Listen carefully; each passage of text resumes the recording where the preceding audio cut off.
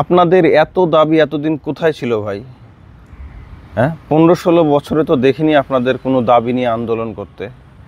হঠাৎ করে এই একটা অন্তর্বর্তীকালীন একটা সরকার গঠন হয়েছে, আর গঠন হওয়ার পর থেকে আপনাদের একের পর এক শুধু দাবি আর দাবি। এত দাবি আপনাদের কোথায় ছিল? 15-16 বছরে তো কোনো দিন সাহস পাননি কোনো দাবি নিয়ে মাঠে নামতে। আপনারা এত অস্থির কেন ভাই? এত অস্থির কী জন্যে? এইচএসসি পরীক্ষার্থী বলতেছে আমরা পরীক্ষা দিব না, এটা আবার কেমন কথা? হ্যাঁ, আনসাররা বলতেছে চাকরি স্থায়ী করা লাগবে। এতদিন আপনাদের চাকরি কী ছিল? এতদিন আপনারা কি চাকরি করতেন তাহলে? এতদিন তো কোনো আন্দোলন করেননি। আবার কি হচ্ছে, রিক্সাওয়ালারা আন্দোলন করতেছে কেন? কী হয়েছে আবার রিক্সাওয়ালাদের যে আন্দোলন করা লাগবে?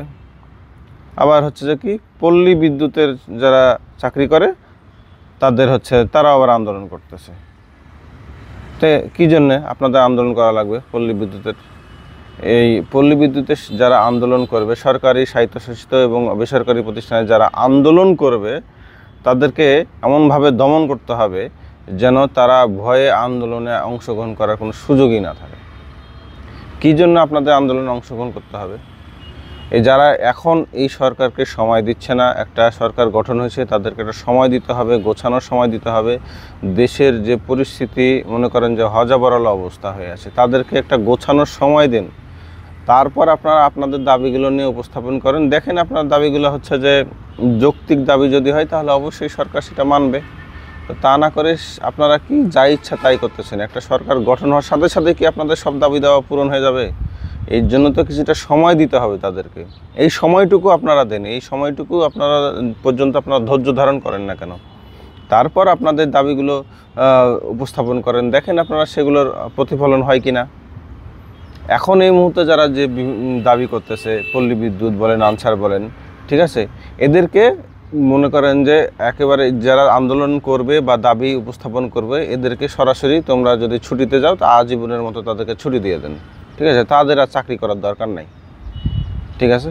যদি তারা এইটা উপলব্ধি না করে তাহলে তাদেরকে ছুটি দিয়ে দেন। দেখেন, এই যে একজন আমার ভাগিনা, উনিও আন্দোলন করতেছে এখানে ওনার এই বিস্কিট নেওয়ার জন্য, ঠিক আছে? যেহেতু উনি আন্দোলন করছে, ওনাকে দেওয়াই লাগবে বিস্কুট, তাছাড়া উপায় নাই, ঠিক আছে? তাই আমার কথা হচ্ছে যে আপনারা এই সরকারকে সময় দেন, সময় দিয়ে সহযোগিতা করেন, ধৈর্য ধারণ করেন। দেখেন আপনাদের যে দাবি, সেই দাবিগুলো এই সরকার পূরণ করতে পারে কি পারে না। অতএব অযথা এই আন্দোলন সেই আন্দোলন, আজকে এইটা কালকে ওইটা, মনে হচ্ছে যে একটা দাবির মৌসুম চলতেছে, ঠিক আছে? তো এই কাজ করা যাবে না।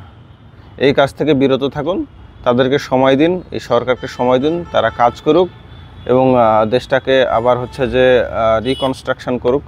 তাদেরকে সময় দিতে হবে। সময় না দিলে তো তারা কাজ করতে পারবে না। আপনারা যদি একের পর এক হচ্ছে যে আপনারা আন্দোলন করতেই থাকেন, দাবি নিয়ে আগাই থাকেন, তাহলে তারা এইটা করতে পারবে না। এজন্য তাদেরকে সময় দিতে হবে, ধৈর্য ধারণ করুন, তারা দেখবেন যে একটা ভালো কিছুই হবে আশা করি, ঠিক আছে? তাই আপনারা এসব থেকে দূরে থাকুন এবং আপনারা এতদিন যেভাবে ছিলেন সেভাবে কাজ করেন, অসুবিধা নাই তো। তাই তাদেরকে, এই সরকারকে সময় দিয়ে সহযোগিতা করুন, ঠিক আছে?